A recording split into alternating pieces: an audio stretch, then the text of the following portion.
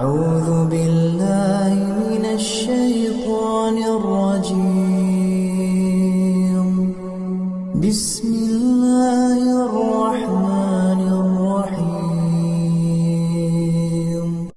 تبارك الذي بيده الملك وهو على كل شيء قدير، الذي خلق الموت والحياة ليبلوكم أيكم أحسن عملا وهو العزيز الغفور، الذي خلق 7 سماوات طباقا ما ترى في خلق الرحمن من تفاوت فارجع البصر هل ترى من فطور ثم ارجع البصر كرتين ينقلب إليك البصر